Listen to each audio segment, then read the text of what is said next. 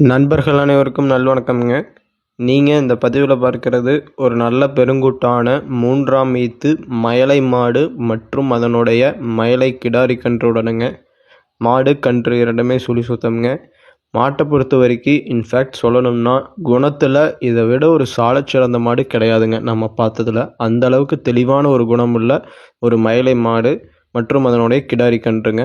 மாட்டோட உடல் கட்டமைப்பு நீங்கள் பார்த்தாலே தெரியும்.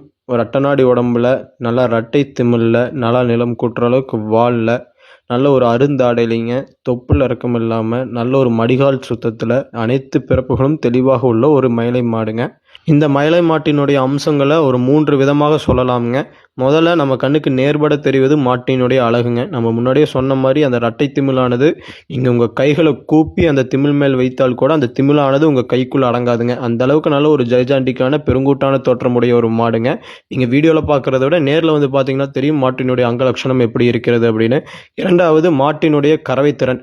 கன்றுக்கு போக நேரம் 3 லிட்டர், ஒரு நாளைக்கு நீங்கள் 6 லிட்டர் பால் கறந்துக்கலாமுங்க.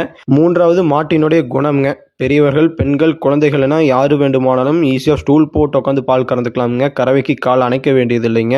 நம்ம கிரகப்பிரவேசத்துக்கு கூட இந்த மாட்டை நம்ம கொண்டு போய் கிடாரி கன்றோட நிறுத்தினோம்ங்க. அத்தனை கூட்டத்திலையும் எந்த விதமான மிரளையும் இல்லாமல் ரொம்ப சாதுவான ஒரு குணம் கொண்ட ஒரு மாடுங்க. ஸோ இந்த மாடு உங்களுக்கு தேவைப்பட்டால் கான்டாக்ட் பண்ணி தெளிவுபடுத்தி வாங்கிக்கலாம். நன்றி, வணக்கம்.